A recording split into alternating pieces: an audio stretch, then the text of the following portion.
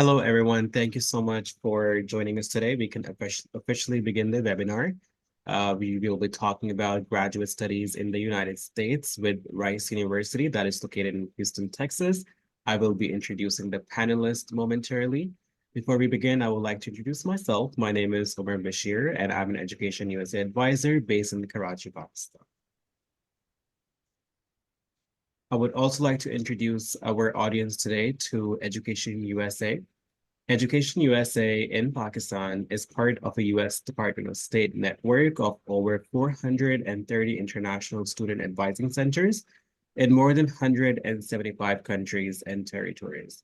The network promotes U.S. higher education to students around the world by offering accurate, comprehensive, and current information about opportunities to study at accredited post-secondary institutions in the United States. Education USA in Pakistan is the official source of information on U.S. higher education and offers free educational advising services. So if you look at the U.S. college application, it could seem a bit daunting. However, Education USA has broken down the U.S. college application process into 5 simple steps, and Education USA advisors help with all 5 of these steps. No matter which step you are on, you can reach out to the Education USA advisors, and we will gladly assist you. Education USA Pakistan also has an app now where you can download it through the QR code on your screens now, or you can visit our website to download the app. Through the app, you can access to our frequently asked questions, our events, and you can also chat with the advisors during the regular business hours from 9 a.m. to 5 p.m. As I mentioned earlier, that we offer free advising services. You can go online on www.educationusa.pk/register to sign up for free advising services. Once you sign up, you will get an advisor assigned and you can work with them throughout your application process. Down below, omar.bashir@uscfp.org is my work email. After this session, if you have any questions, feel free to send me an email. At this time, I would like to introduce you guys to our panelists. We have Dr. Sechi Matsuda, who is the Dean of Graduate and Postdoctoral Studies and Rice Graduate Admissions. Dr. Matsuda is responsible for the oversight of all Rice's graduate programs. His office handles academic administration, student programming and development, and promotes student success and well-being. Dean Matsuda graduated with a BA in chemistry from Bethel College and a PhD in chemistry from Harvard. Dean Matsuda considers it a privilege to serve the graduate and postdoctoral students whose research and creative achievements inspire us and improve human welfare. Welcome to the panel, Dr. Matsuda. Thank you. We also have Jennifer Hunter, who is an assistant dean for the Office of Graduate and Postdoctoral Studies. Jennifer has worked in higher education since 2005. She has a bachelor's degree in public relations from the University of Florida and a master's of science in library and information studies from Florida State University. She loves to travel, and wherever you live in the world, she probably wants to go there next. She hopes to visit all 7 continents one day. She has visited 6 continents and 1 to go. We also have current enrolled students at Rice. I would like to introduce Vinod Kumar. Vinod Kumar is a graduate student in material science and nano engineering, and he's from Pakistan. He belongs to Sindh, and in Pakistan, he attended Mehran University of Engineering and Technology in Jamshoro. We also have Kashif Liaquat. We don't have him on the panel today. However, we will share his contact information with you guys if you have any questions for him.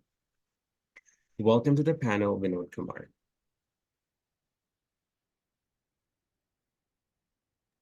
Thank Over you. to you, Jennifer. Great. Thank you so much. I remember to unmute myself this time.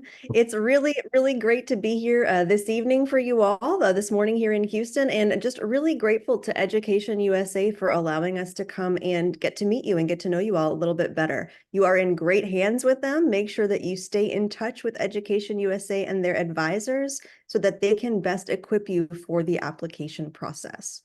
Up here, you'll see a few links, and I wanted to make sure that you had these. If you're leaving this session and you have more questions, you can certainly reach out to me. This is my email address. It goes directly to me. So feel free at any time to reach out if you do, in fact, want to follow up on something that you learned today. And I can go ahead and put some of these in our chat as well. There are a few other links that I wanted to point out. So we're very lucky to have Vinod and Dean Matsuda here. If you're thinking that you want to connect with somebody who is in a specific field of study, maybe you're really hoping to talk to a computer scientist, we do have our graduate student ambassadors who are available to you. You see a few of them here in this picture, but we actually have about 70 of them that would be willing to talk you through what the process is like for applications and also what life is like as a student in their department. So that link, that second link here, and we'll put that in the chat as well. Make sure that you check that out. I'm going to put Vinod on the spot in a little bit and have him talk about Fulbright. He's actually one of our Fulbright students as well. It is a great way to get funding for your graduate education. It's also incredibly prestigious. Seichi and I handle all of the Fulbrighters coming into Rice, and we make sure that we welcome them and get them connected with departments very early, because people know what a Fulbrighter is and what Fulbright means. So make sure that you check that out if you're thinking of graduate study for fall 25 or beyond. And then finally, if you're interested at all in Rice, we do have our website, graduate.rice.edu, where you can see a little bit more about our programs and offerings within our institution. I'm going to take a quick minute just to put some of these links in the chat here. So if you do have a question later, you can do that.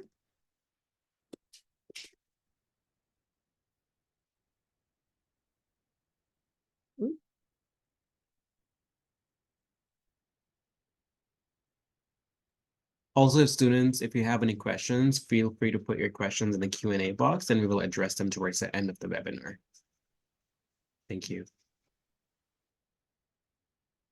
See if I can, I think I have one that I missed. Just really quick about Rice University. So if you've never heard of us, we are a small private research institution located in Houston, Texas. So we are directly in the middle of the United States and almost all the way down to the south. It's a great place to live. Lots of great dining here, great weather. And so I'm really happy to be here and be a part of the Houston community. We have a unique model for graduate school. So most institutions in the US are going to be very focused on the undergraduates because they might have more of them, right? That's the typical model. However, at Rice, we have a pretty split model. So we have about 4,000 undergraduates and 4,000 graduate students. So with that, our graduate students can affect a lot of change. They're very involved. It's a very close-knit community. So I would encourage you, when you're thinking about where you want to go for graduate school, think about where you're going to be supported and where you're going to have people that will look out for you. And with the numbers that we have here at Rice, I think that's something that we do very, very well. All right. So to dive in, I might move through these slides rather quickly because I think the most valuable folks in this webinar are going to be Dean Matsuda and Vinod. You're going to want to hear their experiences and their insights. And Dean Matsuda has been on many admissions committees and made admissions decisions, so he knows very well how these things work. And Vinod has his experience in terms of the Fulbright process, coming into an institution and starting grad school. And so I want to make sure that we get to those questions. But just to start off, when you're thinking about grad school, think carefully about why you want to get an advanced degree. Maybe you want to have mastery in a specific field. You might want to advance your career, or maybe you want to be a professor and have people call you doctor. All of these things can be great reasons to go to graduate school. But because graduate school is a significant time investment, if you're going for a PhD, or maybe a financial investment if you're going for a master's, really think carefully about what you want to accomplish while you're in school.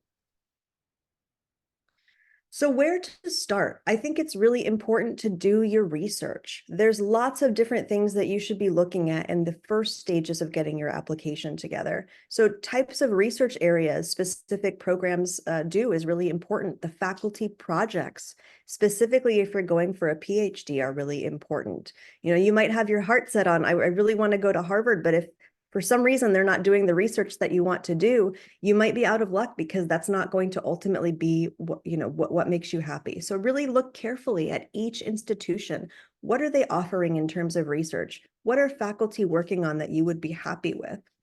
The type of program is really important. Do you want to be in a master's program and get it done really pretty quickly, maybe a year or two? Do you want to go into a PhD and get that depth and breadth of experience that way? So really think about the types of programs that you are interested in. If you're going for a master's, even a PhD, internship opportunities can be really important. How does the university help you connect with companies or organizations that you can intern with? Funding opportunities are really important as well. Some institutions may offer you funding for specific degree types and some may not, and you really need to research what that looks like, what stipends might look like at different institutions, because that can vary dramatically across the United States. And even within the same institution, stipends can be very, very different between programs. Supportive community, I'm going to say this a lot, but make sure that wherever you go, you have support, especially as international students. It's really important that when you come to a new country, a new school, a new learning environment, you have a support system that is going to be there for you. Look to see what schools are offering you. Are they responsive? Are they putting you in touch with other students? Think about how they're responding to you as you're doing your research, and that gives you a good idea of what it's going to be like to be a student there. Finally, location can be really important for some people. It is for me. I'm originally from Florida. I love being in the warm weather, so Houston is a great place for me. But think about what's important to you. Do you have family in the United States that you want to be near? Are there other things that you'd like to be geographically close to? Think about that. All right, I think we talked a little bit about this already, but I did want to say, when I hear from most students, how do you approach this decision that you're making? All of them say, I make a huge spreadsheet. And I think that's what a lot of us do. We want to get all of our data points in one place. And this is a great place to start. Think about what schools you're interested in. You really want to think about what columns you need in that spreadsheet. Maybe you want the application deadline, the faculty you're interested in working with, length of program, stipend. Some of these data points are going to be very unique to you. You know, maybe it's very important that you have, this specific type of restaurant near you. You really want to have this as part of your grad experience. That's fantastic. Just make sure that you've got a way to kind of look at all that data carefully when you're going through and making this decision. And I already said this a couple times, but I told you I'm going to harp on it. Make sure that you have a column for how you're going to be supported at that institution. There's lots of ways, again, that you can find this out. One recommendation I would have, we'll get to this a little bit later as well, but reach out to students. Most students, the grad students, especially PhDs, are listed on lab websites. There's no reason you can't reach out to them and ask some questions, and they're going to be very honest with you. So don't be afraid to do that and work that into your spreadsheet as part of your data. Of course, you should work with EducationUSA. You are in fantastic hands with Omer, but make sure that you seek advice. You know, ask them about the application process and what they've seen. Talk to your current faculty advisors, maybe your peers that are already in grad school, and ask them their experience. What was this like for you? What would you think about? Understanding how U.S. admissions committees work can really be different between master's and doctoral programs. And so in the Q&A, we should make sure that Dean Matsuda can talk about this as well. But just know that admissions can be very different between master's and PhD programs. They might not be centralized admissions. So for example, at Rice, each PhD program has their own admissions process. They make their own admissions decisions. For master's programs, it could be very centralized. It could be maybe one person making admissions decisions. These decisions can be structured to meet program needs. So for example, if they're really trying to focus on specific areas of research, their admissions decisions might be based on making sure that they have enough students to fill those projects that are coming. And one thing I really want to stress is that committees do need to be educated by you. So many admissions committees, especially at Rice, where we're small and decentralized, we don't have a breadth of knowledge about the different institutions or grading scales or other things about different regions of the world. So make sure that you educate the faculty. You know, talk about your ranking in the university, talk about what your university is known for, and maybe its ranking in your country. So really important to help admissions committees learn those things about you. I think you could do that in additional documentation. Your resume or your CV is a great place to do this as well. So master's or PhD, this is a big decision as well. And certainly you could start with a master's degree and flow into the PhD. But a lot of times in the US, especially if you're going for a research degree, you're going to find that the master's and PhD is combined. And so you're going to apply to a PhD program. You'll get the master's as part of that PhD program, but it's not really a standalone master's. You don't come for just that master's degree. It's actually quite rare at Rice that we offer these kind of standalone degrees. But think carefully about what you ultimately want to do. The doctorate's a great thing to do if you're interested in a career in research. It does take 4 to 6 years, but it usually offers a tuition waiver and a stipend. And you do not need a master's degree in the US to apply to a PhD. You can go straight to the PhD from your bachelor's. A research-based master's degree is usually a little bit shorter, can be in 2 years. There's usually not funding available for this in terms of a stipend, but you may be offered a tuition waiver. And so something to think about if you want to decide if a PhD is right for you, but you're not quite sure yet. This could be a good option. And then professional master's degrees are really to help you get an edge in industry. You do not write a thesis with these degrees, and typically no funding is provided, but you're going to go on and work at a great organization and make a lot of money after. So there are pros and cons, and you have to really weigh those for what you ultimately want to do. So if you are planning on teaching at a university, the chances are you will need a PhD in the US. We talked about this, but know that not all universities offer both a master's and a PhD. So for example, our program in political science only has the PhD, and they're very happy for you to come to that straight from your bachelor's degree. Also really think carefully about the degree name. So there's many related fields out there. Vinod, for example, he's in materials science and nanoengineering. That overlaps a lot with faculty and projects. Oh, I'm so sorry, that's my regular alarm. That overlaps a lot with things in mechanical engineering, in chemical engineering, even in electrical and computer engineering. So when you're going for a PhD, it's really more important to think about what research is being done at this institution that I would be happy with, what faculty are doing those things. So really think about carefully, you know, the degree name is not as important as the research you're going to be doing. So we talked a little bit about this, but if you've got a specific subfield in mind, that's great. You know, maybe you want to study computer science and you're really excited about machine learning.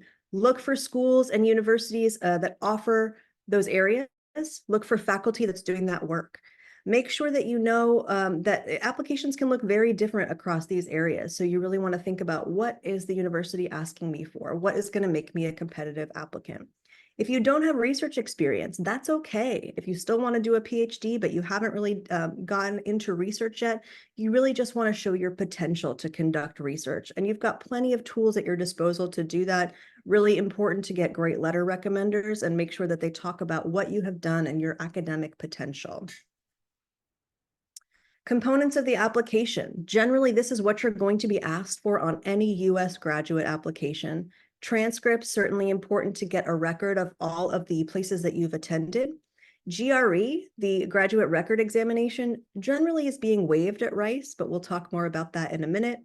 English language proficiency, and many schools will allow you to choose between these 3 different tests that you see here, sometimes more. Application fees are a standard part of the application, but you should always ask for waivers. It's not going to count against you, and the worst they can say is no, so definitely ask for that. I love a good deal. I would always ask for one just because I don't want to pay money that I don't need to, and they can get really expensive, and if you're applying to a bunch of schools, that can really add up. Proof of financial support is more for master's programs. What they want to see here is that you can afford the degree that you're trying to pursue, but really so that they know you can live comfortably, that you're not taking on unnecessary debt to pursue these programs.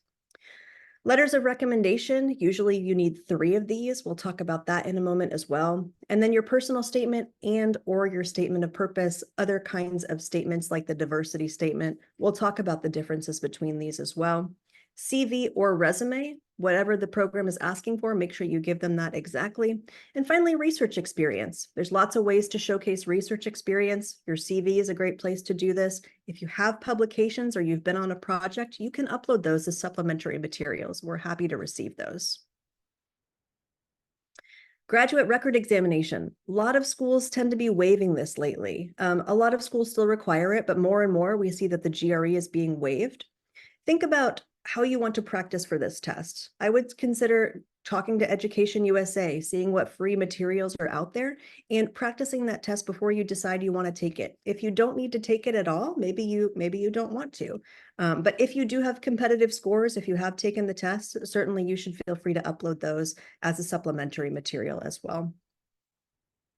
Recommendation letters. If you're going for a PhD, try and have at least 1 letter from a faculty member, somebody that can speak to your academic history and your potential. Make sure that when you're reaching out to your recommenders, you review those submission requirements for them. When you're reaching out to them, send them a CV. Let them know of your request, what you may want them to include. Give them a bulleted highlight reel of the things that you've done, and let them know you're going to follow up with them regarding deadlines. So really make sure that you help mentor your recommenders through this process and get those letters in early or on time, but always early is preferred. Statement of purpose. So your essays should be very specific to the program that you're applying to. Think carefully about what this program offers. Think about how you match with that and what you ultimately want to do, and make sure that you reflect that in the letter. This is your chance to speak directly to an admissions committee. So make sure that you spend a lot of time on this document. Really think about what you want to say, show your command of language, and make sure that you write competently and clearly. If they give you a prompt, if they give you a question to be answered, or if they have specific instructions, follow those instructions to the letter. You can always upload a supplementary document with other writing samples, but make sure you follow the directions on this one. And I just want to go back to statement of purpose. When you're thinking about how to write this document, what I suggest to students is think about where you've been. So what got you interested in this field of study, and why are you applying? Think about what you want to do while in grad school. When you're in this statement of purpose, when you're writing this, you can always name faculty here, especially for PhD. Really important to kind of narrow down. I'd love to work with Dr. Jones and Dr. Smith and maybe Dr. Matsuda here, and make sure that you talk about that in your statement of purpose as well. And then end with what you want to do after grad school. So once you get this degree, once you leave, what's the impact you're going to have? What's the impact you hope to have? So think about that when you're crafting your SOP. Connecting with faculty is a really important part of the application process, especially for PhD. So it's very common to approach faculty you might want to work with. I know Dean Matsuda gets many, many emails every year from students who'd like to join his lab. And so think carefully about how you want to approach that. Some programs admit a cohort of students, so it's not quite as necessary to have that faculty connection. You're going to be coming in with the cohort. You're going to be given an opportunity during that first year of graduate study to narrow down who you might want to work with as an advisor. But some programs ask for direct admission, so you need to have that relationship built during the application process to make sure that that professor can advocate for you to the admissions committee. And so it's not always clear which programs have which models. You can always ask this. It's no problem to ask. So how do you approach faculty? Send an email. That's the easiest thing in this day and age. And it's similar to what you do with your recommenders. You really want to give them a reason to read your email and give them information quickly. So attach your CV. Make sure that they can just easily click and open and read what you are all about. Make sure you include a bulleted highlight reel in that email. Introduce yourself. Let them know that you know about their work. You have to do your homework on this. You have to be authentic and make sure that you read about their work. Ask them engaging questions. What kind of questions might get a response from them? That's ultimately what you want to do. You have two goals when you're reaching out to faculty. The first one is to get a response, get a meeting. But the second one is just as important. It's to get your name out there. You never know who's on an admissions committee, so you really want to make sure that you're getting your name out there. And if somebody's reviewing applications, they say, oh, I remember Vinod emailed me and I was so excited about him. I just didn't have a chance to respond, but let's look at his application carefully. So make sure that you kind of follow the things here. And finally, the faculty that you're reaching out to may not be familiar with your university or your grading scale. Talk about these things. Always take an opportunity to educate the faculty you're talking to. So timeline, this is more for PhD. For masters, it's generally the same. Masters can have many more cycles within a year. You might see some universities do 4 or 5 cycles of admission for a master's degree, but the general process is the same. Start with doing your research. Get that application started, get all of those application materials in that you can without doing too much. So getting your transcripts, starting to ask for your rec letters. About a month before, you want to make sure all of your tests are taken, make sure that your recommenders are submitting their letters, start reaching out to faculty if you haven't yet. Really perfect those essays. You want to make sure that the essays are strong before you submit. And then December for PhD is usually when deadlines begin. Those can go into January. January or February, you might be invited for a virtual or on-campus visit. I think it's really important to take the time to talk to people about these things so that you have good information when you're making your decision. March is usually when you'll receive your doctoral offer at the latest, sometimes earlier, sometimes later, but mostly in March. And then April 15th would be your deadline to accept any PhD offer that you have. That part really only applies to PhD. Final thing before we go to questions, I want to make sure we have plenty of time for Dean Matsuda and Vinod to share. But there's plenty of resources out there when you're doing your research. So make sure you visit campus websites. It's a lot of work, going through all these websites that are laid out differently, that have different places you're going to find information. But it's really important to go through those websites because there is a lot of valuable information on it. So start doing that as early as possible and kind of spread that workload out over time. Get research experience if you're even considering a PhD. And the reason is, this is going to be a long-term degree, 4 to 6 years. You want to make sure you like research before you dive into that. So if you can get some experience, maybe at your local university, go ahead and do that. Prepare for the GRE. Work with EducationUSA on any materials that they have for practice tests. That's really important. Sign up for mailing lists. So I know, we don't want a bunch of spam in our email inboxes, but a lot of times when you sign up for these university mailing lists, they're going to be offering fee waivers. They might be offering any webinars about guidance on the application. So make sure you sign up for those so that you get that information. Talk to as many people as possible, connect with your school reps, connect with graduate students, department advisors, talk to a lot of people.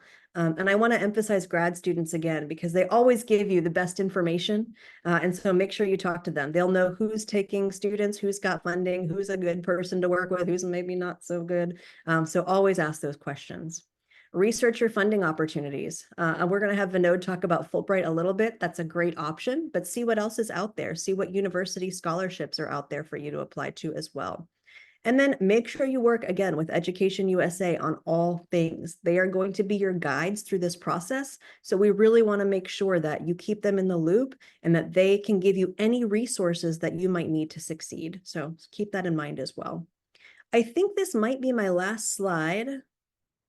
Yeah, I think that's it. So I am going to stop there, and we are happy to open it up to questions, and would love for Dean Matsuda and Vinod to share their insights as well in all of this. Thank you.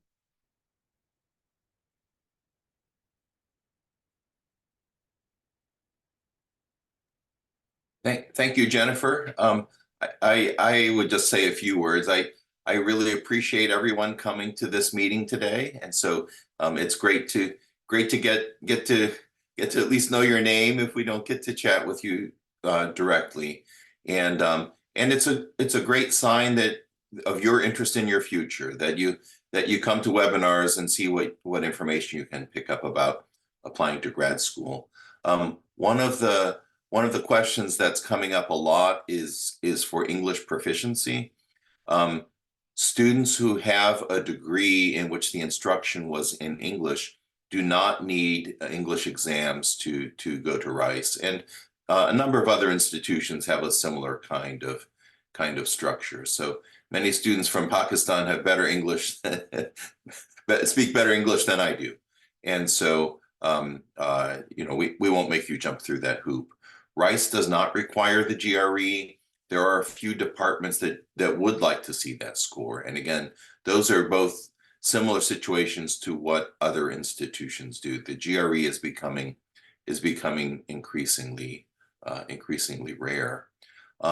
Another question that comes up a lot is, do I need a master's degree to do the PhD? And Jennifer spoke about this. You do not need a master's degree to pursue a PhD in the United States.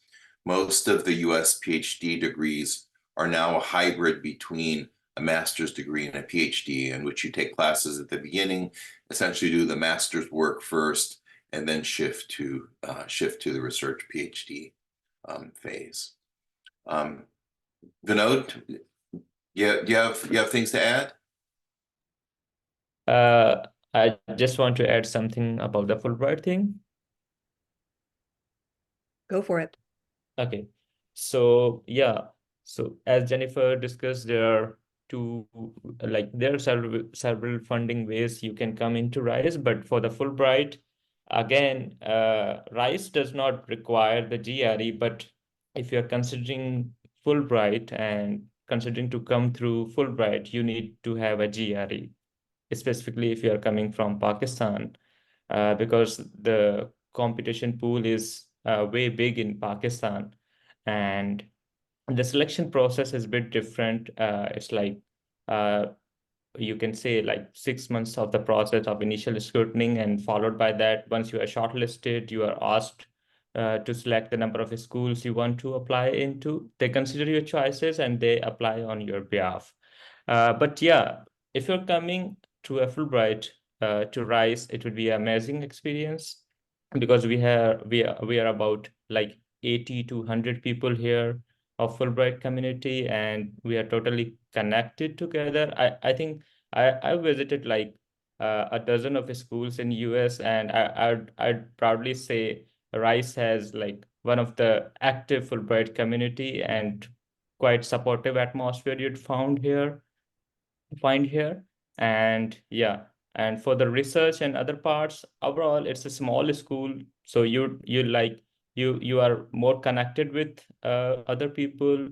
You have a lot of exposure to the industry as well, because Houston is like a hub of energy in US, and you won't miss your home like I do, because Houston is most diverse. You'd find a lot of our food options, and you'll find a lot of our own people here. So it's more like a home here at Houston and at Rice University. Thank you.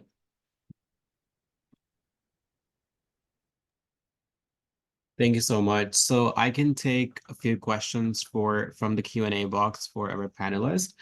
So if the students are wondering if this session will be posted on our pages, like social media pages, yes, it will be posted on our Facebook page and YouTube page. It will take about a week or so. Once it's posted, you guys can access it and watch it. No problem. So one of the students is asking, does Rice University have Masters of Education program? No, We we do do. not. Oh, wait. I'm We sorry, have what a was it? Master of Arts in Teaching, but it's not Oh. it might be a little bit different than what you're thinking. So good to peruse the link that I put in the chat earlier. It's got all of our graduate programs in there, and I'll just put it here as well. Thank you. So another question from the Q&A box is, what are the prerequisites to win doctoral scholarship? Do you want to field that, Seichi? Sure. So all doctoral programs at Rice are fully funded. And so the prerequisite is to gain admission. If you are admitted, the rules are that the department must pay you.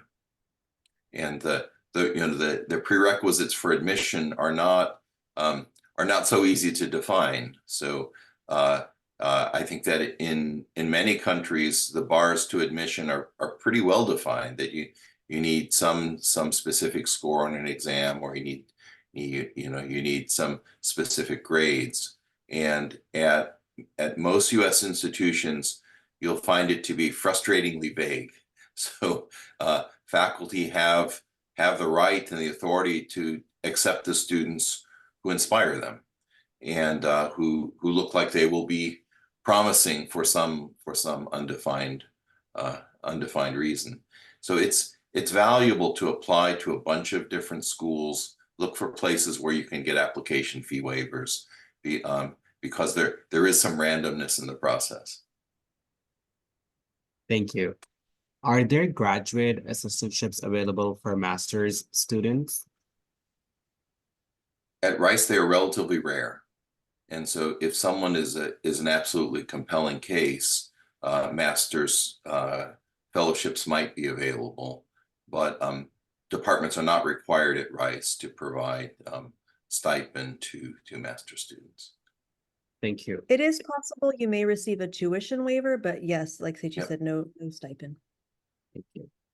So the student is asking, do we need to reach out to potential supervisors? I'm assuming the student is applying for PhD. I would say yes, but I think Seichi should field that one also, because he gets these inquiries a lot, and so he knows what he's looking for there. Yeah, it's important to reach out, but it's important to be thoughtful. And so my wife is in the same department I'm in. And so, if I get a vague question that says, dear professor, are you taking students? I desperately want to join your group, but it's not clear that they know what I work on. I ask my wife, hey, did you get this one too? And if she says, yeah, I got it too, then we know that, it's a very broad net. And so it's important to learn something about the faculty to whom you would apply, and put enough in that email that they know it's actually a real letter from a real person who's really thinking about that group. And so I think that's important. Be aware that faculty often won't write back. It doesn't mean they didn't write. It doesn't mean they didn't read your email. It means they didn't know what to say. And so if someone writes and says, oh, I really want to join your group, I don't know much about that person. I would need them to apply before I would really know anything. It doesn't mean I didn't read the email. And if they write to me and I didn't write back because I didn't know what to say, when we get to the review process, a file will come up and I'll say, oh, wait, I know this person. This person wrote to me. She wrote a very thoughtful, wrote a really thoughtful note. I wasn't sure what her chances were, so I didn't know what to say, but I think she's promising, right? It will help you even if you don't hear back from them. And I know that's frustrating, but the faculty often just don't know what to say. Thank you. So I'm not sure if you guys know the answer to this question, but one of the students is asking, what is the acceptance ratio for international students at Rice, specifically from Pakistan? I don't have that offhand. It's really program specific too, but I know we have a strong population from Pakistan. Vinod might be able to answer that question the best of all of us, or Seichi, if you have insights there. Yeah, the acceptance rate at Rice is usually something like 10%. For international students, it's a bit lower, in large part because the domestic students are more likely to have connections where somebody writes a letter on their behalf that the faculty know here. So I think it's in the range of about 8%. Thank you. But I don't have the hard number in front of me. Thank you. So I do remember that Jennifer had mentioned about the fee waiver. The student is asking, are there fee waivers available for PhD programs? Yes. And so every fall, we run a program called Fee Waiver Weeks. And so this is 2 weeks in the fall where you can request a fee waiver. You have to meet some basic requirements and you have to submit your application by the deadline. But pending that, we will absolutely waive your application fee for PhD. And I'll put a link in the chat to that program. And we're going to start advertising that very soon.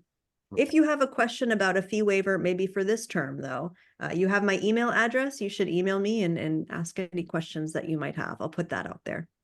Thank you. The student is asking, does GPA matter for admissions? It matters. Mhm. It matters. It's not the sole governor by any stretch of the imagination. My grades were not great, and I got into Harvard.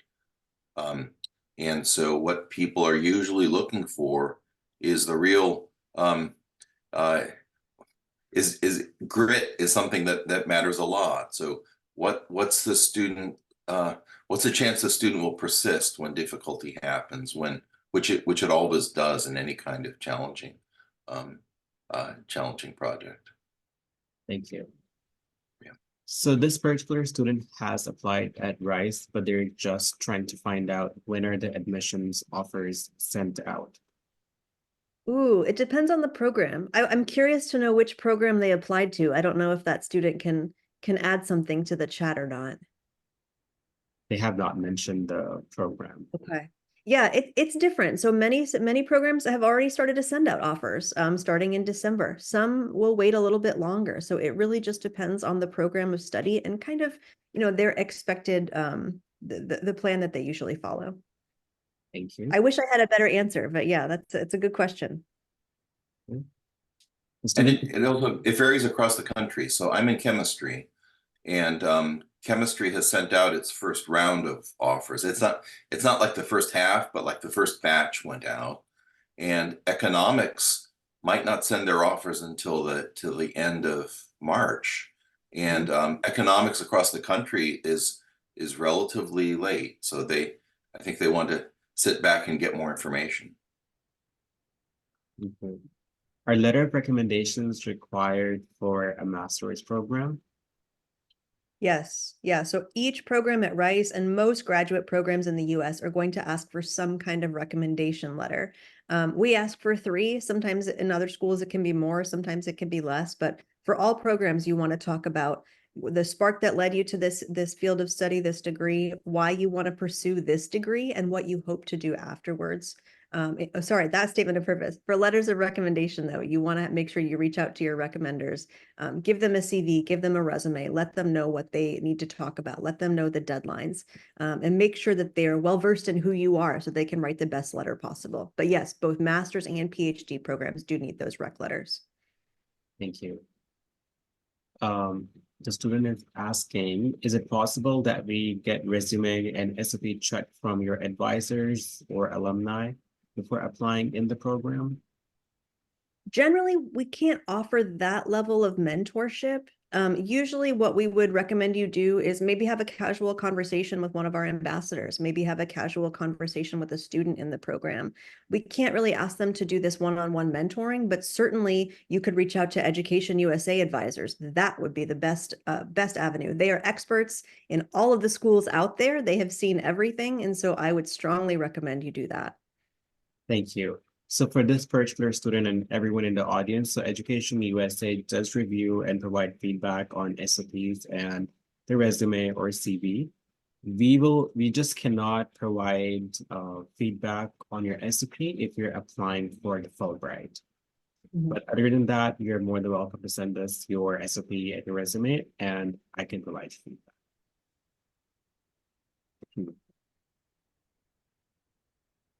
Student is asking, what if we fail to submit financial statements? Will our application remain incomplete?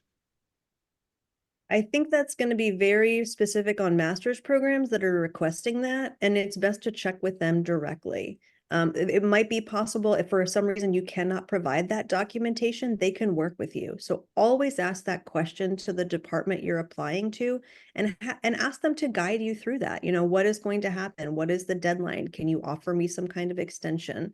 And most programs are going to be willing to work with you. And if they don't, I mean, that's data for your spreadsheet, right? You want to know who's going to be supportive, who's going to have a good community. That's some good data right there to get. Thank you. So one of the questions is actually for me. The student is asking, how can I work with Fulbright and Education USA? So in the beginning of the webinar, I provided the link and my email address, but I will put that down in the chat box once again, and then you're more than welcome to send me an email and I can assist you. Does deadline for PhD at RISE vary by program or are the same across the board? Yep, it varies by program here at Rice. And for a lot of schools, when you're applying to PhD, that's going to be the case. So, and I would also say be vigilant. So maybe you're really early in the process. You're thinking, okay, I'm going to apply for fall 25. If you check that deadline early, I've noticed that those things tend to change. So make sure you're vigilant and you check that deadline multiple times, and be in communication with people from the program on that. Very important. Thank you, Jennifer. What is the minimum GPA required for PhD? For all programs at Rice, we have a 3.0 or equivalent GPA. That said, there are cases where we can work with you as well. So don't feel like that's an absolute barrier, but that's generally what we expect to see. Thank you. Can we opt to apply to RISE without Fulbright? Oh, absolutely. We welcome Fulbrighters, but we certainly welcome students that are not Fulbrighters. The overwhelming majority are not. And so we're very, very happy to have your application for all programs. I just mentioned Fulbright as an avenue for funding, if that's something that you're interested in. And also it's a great honor. And so that looks really great on an application too, but it is not a requirement for entry. Do I need to publish content to apply for PhD at Rice? No, you do not need paper. Yeah, Seichi, you should take this one. No, and so relatively few people have published papers before going to graduate school. And again, I got into Harvard without having any publications. So to have publications at this stage, you kind of had to be lucky, right? So you worked hard and you made good on the luck that you had. But most research projects that undergraduates start aren't going to lead to a paper, right? So that it's important to have done research and to show that you understand what research is, but publication is not essential. Thank you. So the student is asking, can we apply without the final transcript for fall of 2024? What about yes? What about if one has bachelor's in one subject and want to shuffle field around? So I can take the first part, and Seichi, maybe you want to take the second. There's no you do not have to have final transcripts until after you're already here at Rice. You can be walking around campus. We don't need those transcripts until October. But Seichi, I'm going to let you take part two. And so we encourage people to change degrees, to change research areas. And actually, in my home department of chemistry, the degree that gives you the lowest chance of admission probably is chemistry, because we get hundreds of chemistry applicants, right? So they're easy to find. But if we get an applicant who has a background in computer science or in biochemistry or enzymology or public health, those are more valuable because they bring something to the department that we're not already rich in. So people should not hesitate to change areas. Thank you. Student is asking requirements for I-20 after application approval. So that would be a question for our Office of International Students and Scholars. And so I would, if you're thinking about coming to Rice, I would come to a webinar with them specifically to ask those questions. I just don't want to give the wrong information, unless Seichi, you have an idea. I don't know the numbers, but they're pretty standard. And so Rice wouldn't be exceptional in that way. Right. Thank you. So the student has a low GPA. They have given them their scenario. The student has low GPA, but they have worked with international companies and they can get letter recommendations from Ivy League's professor. Are there still chances of getting admission and getting any scholarships? I think it depends, right? And so if whether that professor is Ivy League or not is less important than if that professor knows people. And so if I get a letter from a friend of mine who says, you know, I've got this student whose grades aren't great, but boy, she's great in the research lab. That's compelling. And I don't care whether they're Ivy League faculty or not. That it's someone I trust is what matters the most. So it's absolutely worthwhile to apply. I think that the student should ask their faculty friend for, you know, where do you have leads? Where do you have connections to help me connect? Thank you. If there is a study gap, however filled with professional experience, will that impact my admission? We have many students that go off to do other things and then come back to graduate school. What you really want to show in your SOP and your application materials is, you know, why was that gap important to you? What did it teach you? And so make sure that you talk about it and make it as part of your application, and that will be really important. But certainly you can go and have a gap and then come back to school. Thank you.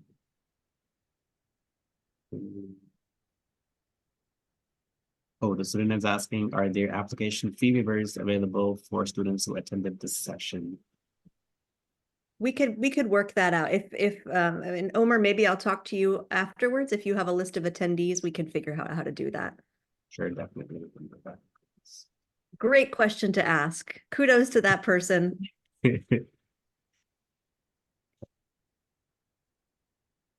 I have a question for Vinod, actually.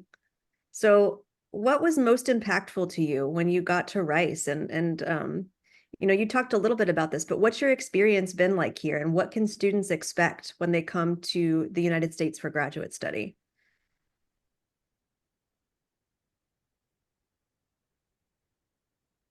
Okay. It depends, like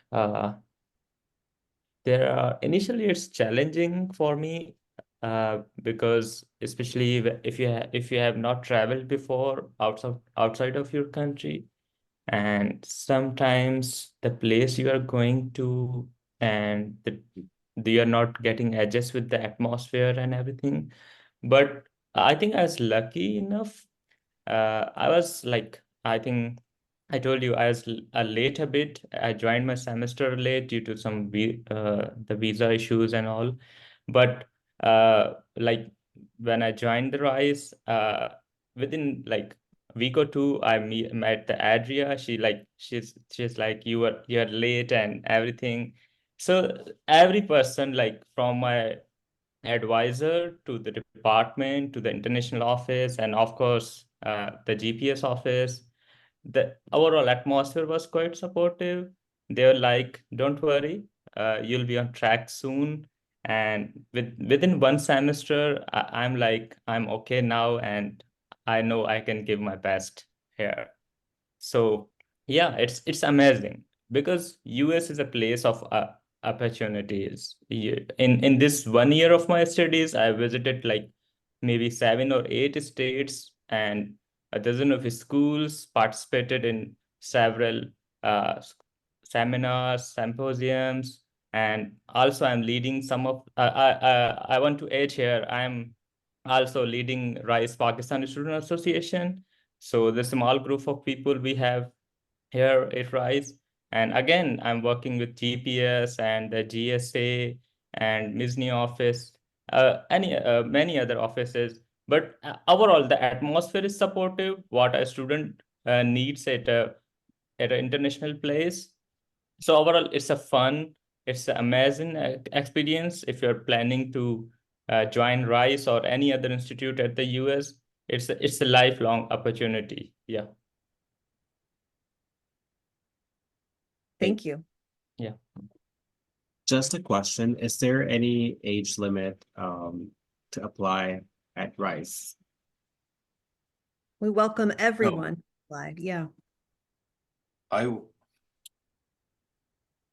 We admitted a student last year. I don't know his exact age, but between 55 and 60. So he's a grown up. Thank you so much, Dr. Matsuda, Jennifer, and Vinod for joining us today. It was an honor having you guys on the panel today. I'm sure our Pakistani students have benefited a lot from your opinions and the professional experience that you guys shared. If you guys could just input your email address in the chat box, and then students can take it from there. And I have also included my email address in the chat box if students would like to connect with me in Education USA. You guys are more than welcome to send me your CV and your resume or SOP. And then I can review it and provide you feedback, and we can have one-on-one appointments and take it on from there. Thank you so much, everyone, for joining us today. Good luck, Vinod. It was really nice having you as well on the panel today. Thank you. You're welcome. So Thanks so just- much. You're welcome. Thank you so much. I'm just going to give 2 seconds for students to take the email address, and then we can sign off. Thank you so much, guys. Thanks for the opportunity. Would love to do it again. It was great. And you need to come visit Houston. I will. I'm coming in May. Oh, good. Okay, give me a call. We'll good. do something. And let us know if we can help. If if we can provide hotel or anything like that, we'd be happy to. Thank you so much. Thank you so much, students. I'm just going to end the webinar now. Thank you. Bye. Bye. Bye.